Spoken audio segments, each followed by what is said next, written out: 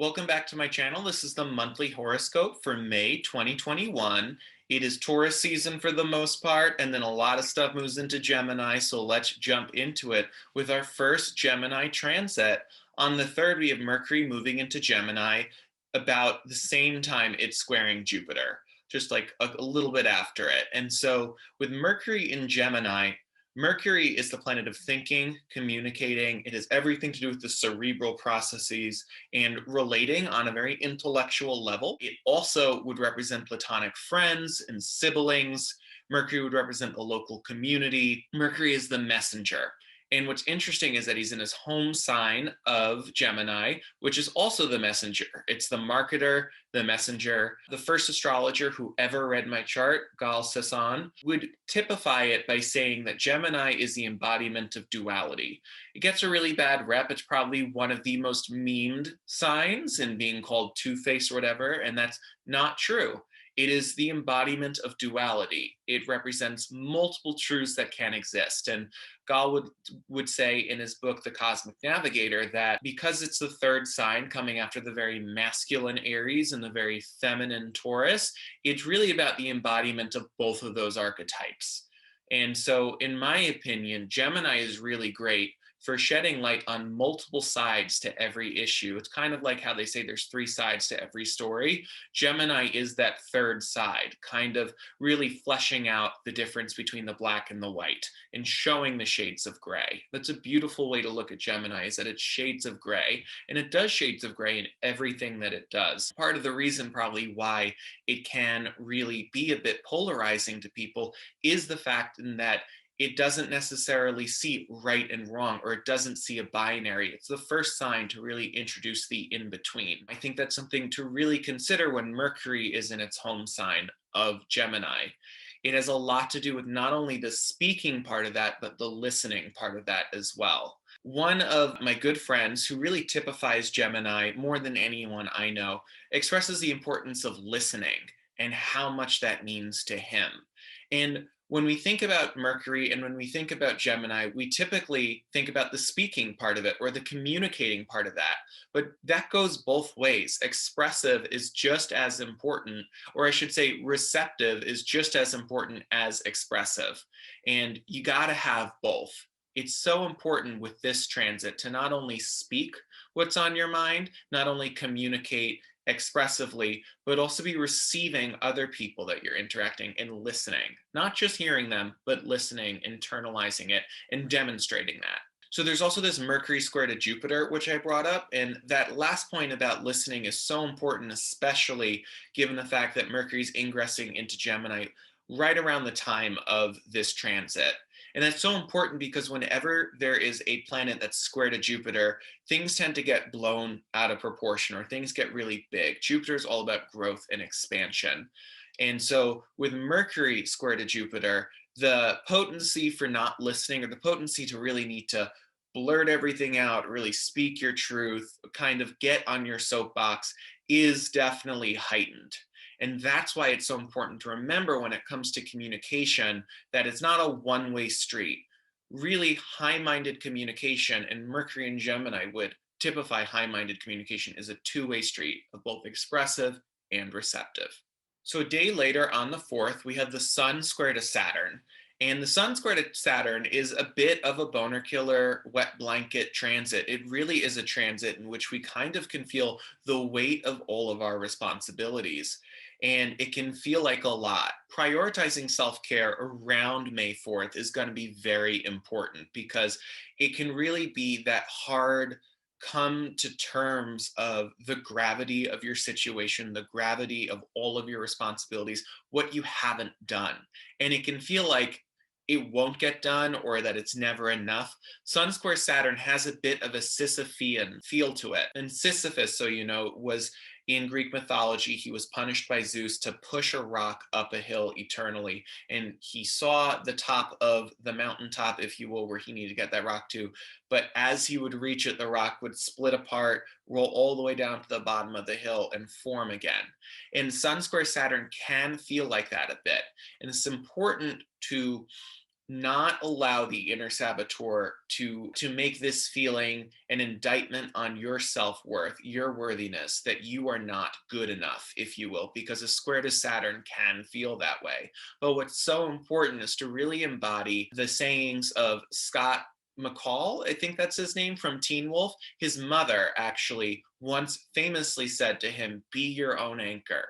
When Scott didn't feel like he was enough or needed the help of other people, she said to him, "Be your own anchor." And so, what I recommend for the first week of May, especially around the 4th with this transit, is to embody that. Be your own anchor and recognize, yes, the gravity of your situation may feel like you have X, Y, and Z responsibilities and that there is just so much to do. What can you work on? What is in your locus of control right now? And then, in addition to that, given the fact that Saturn rules limiting beliefs that we impose upon ourselves, what ways are you possibly limiting yourself? Or are you not only Sisyphus, but also that rock that splits apart? In what ways could you possibly get out of your own way?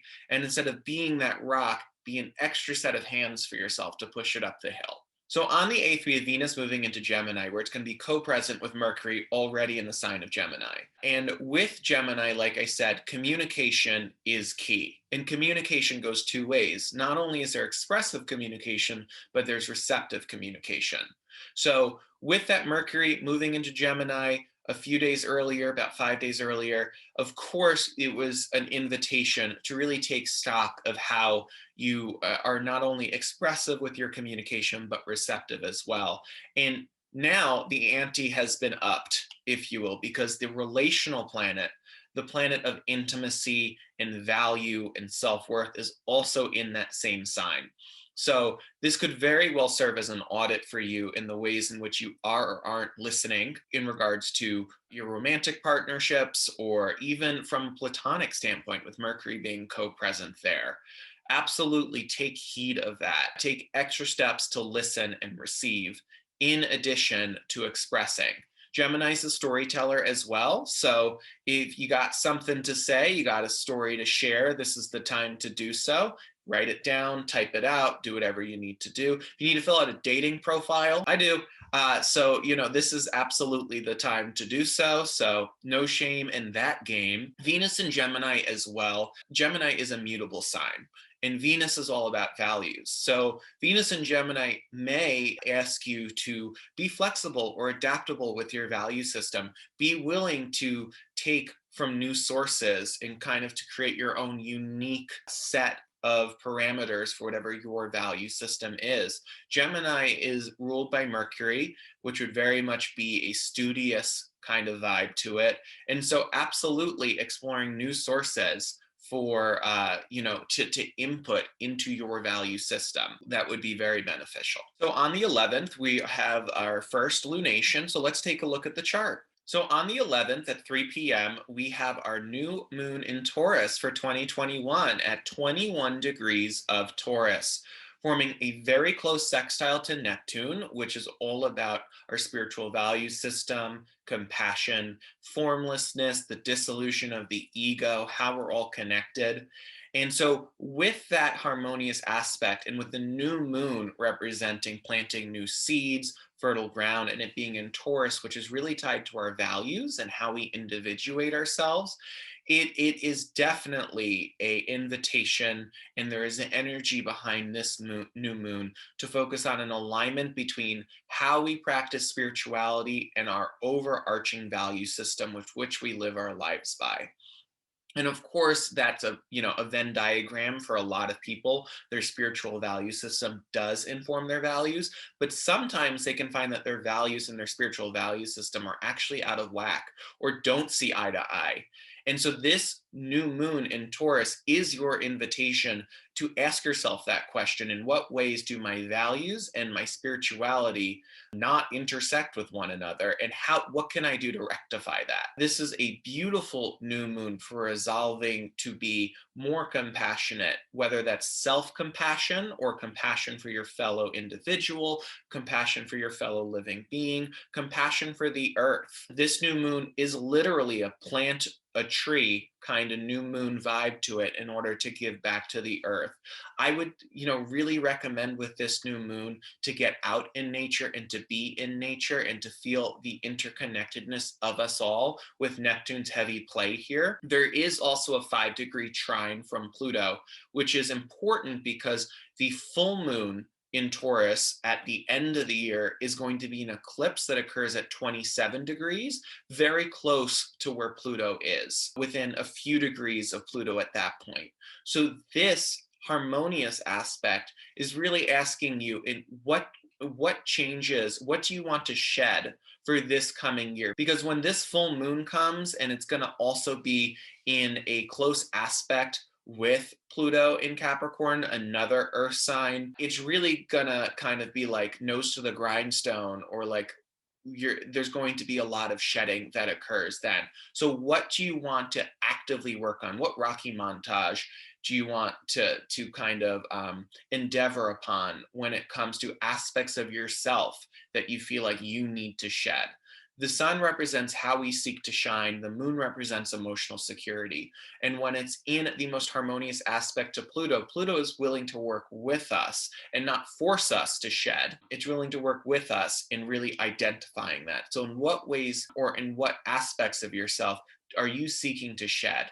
And how can your spirituality and your value system best inform and kind of serve as a training regimen for this Rocky montage, if you will?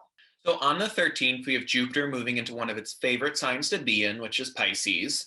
And Jupiter represents growth and expansion. And then also it represents beliefs, religion, conviction, and justice as well.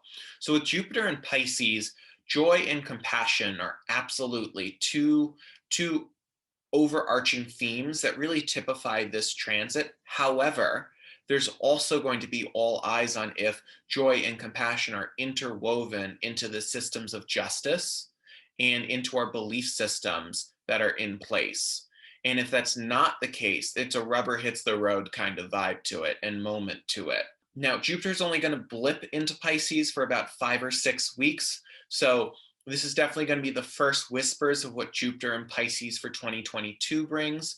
Now, Jupiter in Pisces is a very religious energy as well to it. And I know many astrologers ascribe Jupiter in Pisces to potential religious extremism or to the rise of newfound religions, or maybe even not trusting mainstream religious authority by any means. Definitely one of the big themes for Jupiter and Pisces has to do with how religion and spirituality intersect with the fabric of our society, how it intersects with our justice system, the ways in which that is and isn't appropriate. Those are all things to look at from a collective level.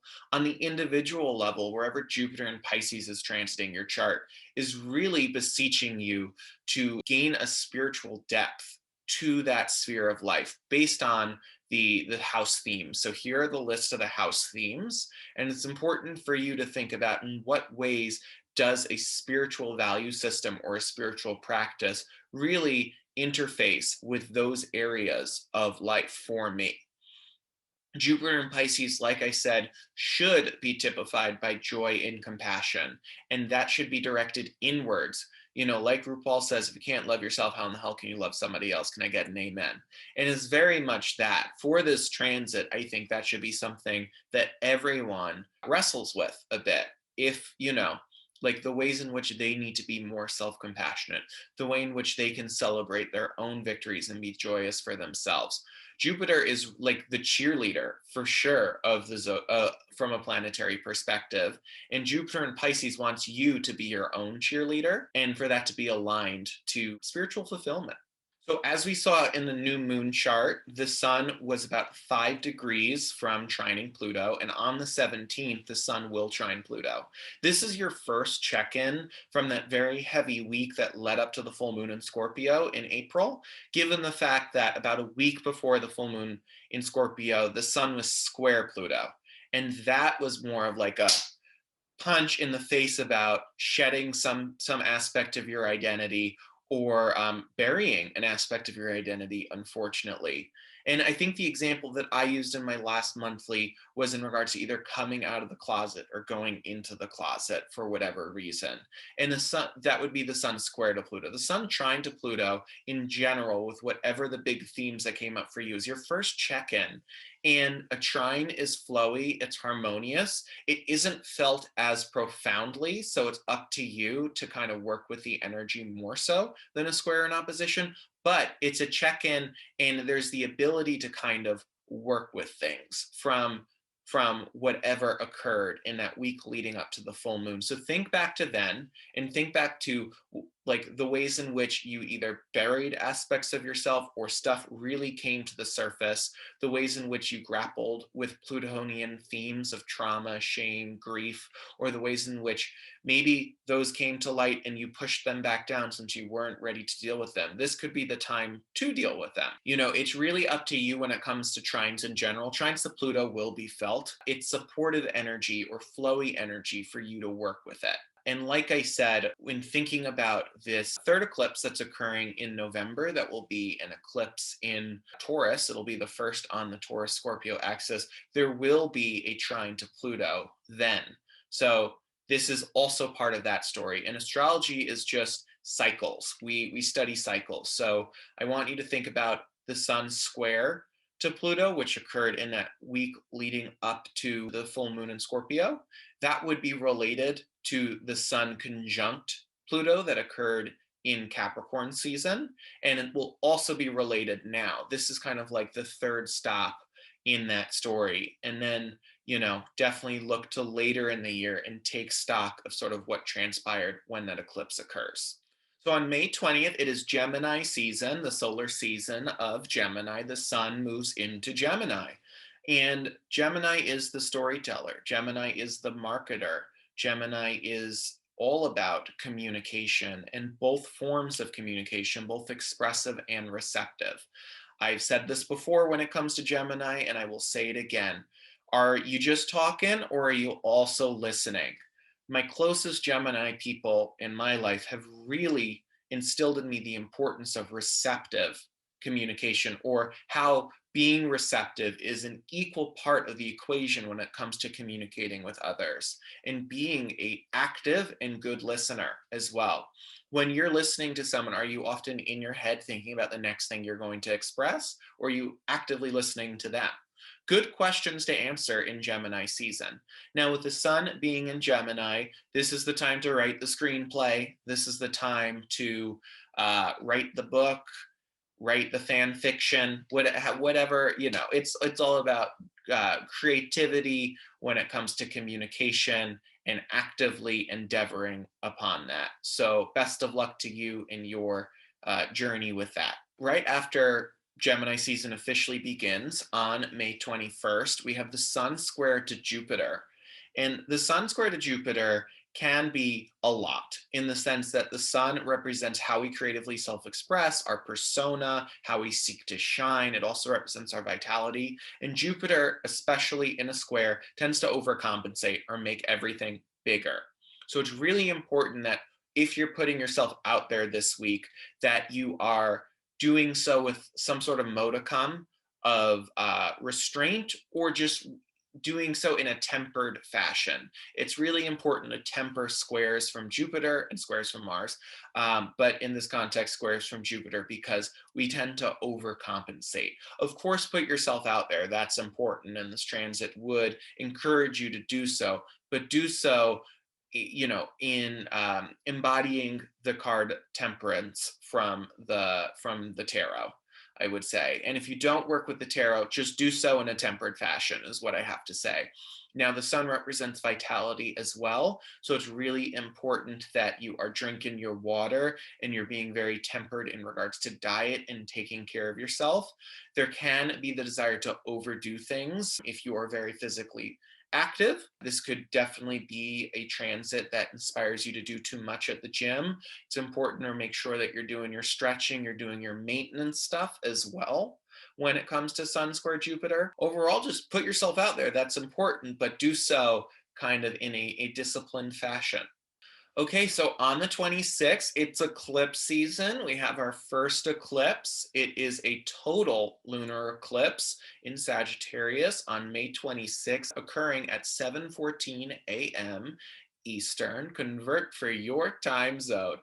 And we have the sun at 5 degrees of Gemini opposite the moon at 5 degrees of Sagittarius.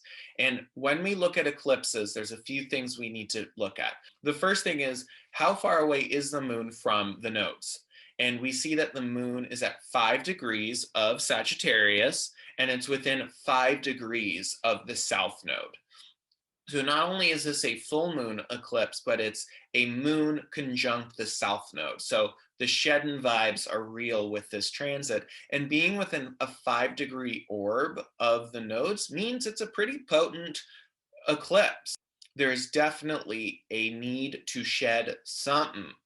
Now, with this transit, I'm relieved to see that there aren't too many aspects to the moon because it's not that busy of an eclipse. So, what's more important is where 5 degrees of Sagittarius is in your chart. I don't care what house system you use, whether you use whole sign or Placidus or Regiomontanus like me, look to see where 5 degrees of Sagittarius is, because there is your calling on especially what you need to shed.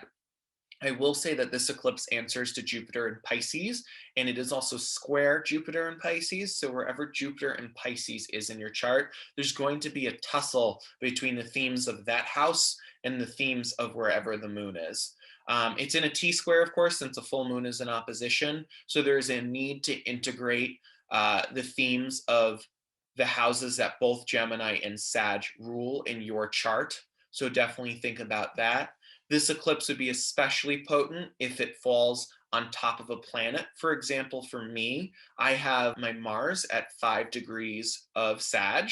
So this eclipse is exactly going to hit my Mars. And so for me, a lot of the Mars ruled themes of drive, ambition, and assertion are going to be under audit, are going to really be scrutinized. And in addition to that, whatever houses in my chart Mars rules are going to be heavily scrutinized as well. So here's a quick checklist of what you should do to really figure out how an eclipse is going to mess with your chart, or what it's going to be up to in regards to that individual transit to yourself.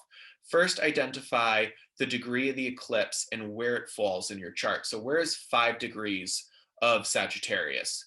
Secondly, see if you have 5 degrees Sagittarius of any planets, or roughly 5 degrees Sagittarius of any planets, because that's going to be a direct conjunction. In my opinion, all Ptolemaic aspects, so trines, sextiles, squares, oppositions, are all fair game when it comes to eclipses. So do you have 5 degrees of anything in your chart, roughly 5 degrees? Because for sure, there is going to be some sort of audit, and this eclipse is absolutely going to trigger that planet and what that planet rules. So the next thing is, what does that planet rule in your chart? What houses does that planet rule? Because in addition to the house themes of 5 degrees of Sagittarius, wherever that falls, those house themes will also be up for grabs. Eclipses are times in which we just need to sit back, ground ourselves, and let the universe work.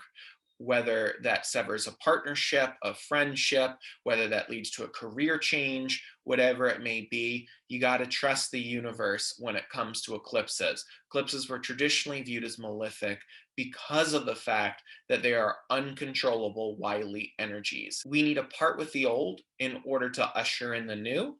So deep breath, say that to yourself, and best of luck. So on May 29th, it's everyone's favorite time of year, Mercury retrograde. Every astrologer would tell you that Mercury retrograde is a time in which RE words prevail. And so RE, meaning the prefix for again, it's just time to review, it's time to reflect, time to reevaluate things in line with the planetary keywords. And with Mercury representing thinking, communication, relational intelligence from a platonic standpoint, all of those things are fair game, which is why one big kind of thing for Mercury retrograde is when ghosts come back from our past, it's to confront us with the need to reflect and review ways in which we relate to others on, or we communicate with others, thought patterns that we might have about ourselves. Venus retrograde would really be the time in which we take audit of the more intimate relational dynamics, but ghosts come back from Mercury retrograde to really confront us with the ways in which we communicate, not only with other people but with ourselves. It could really have a lot to do with confronting patterns of thought and behavior. It could really have a lot to do with the ways in which we navigate life, what is and isn't serving us. So embrace that ex who texts you out of the blue, or that person from your past that you run into while you're walking your dog, whatever that may be, because those people appear in our lives for us to really kind of get a better understanding of what we need to review. And if that doesn't happen for you, take a look of where 24 degrees Gemini is in your chart. And those house themes are really what's under review for this transit. Now, Mercury also rules transportation and technology, so you can expect those to be a little wonky, especially during the retrograde, but pre-shadow, post-shadow, or pre-retro shade, post-retro shade, whatever the kids are saying now, are times in which the technology or communication may not be, or transportation may not be up to par. So take 5 minutes early, to go wherever you need to go. Make sure all your tech is charged, do all that stuff too. But RE words. So that was your May 2021 monthly forecast. Thanks so much for liking, commenting, subscribing, and I hope that the month is super fruitful for you and that eclipse season starts off well. We'll have an eclipse in June, so stay tuned for that.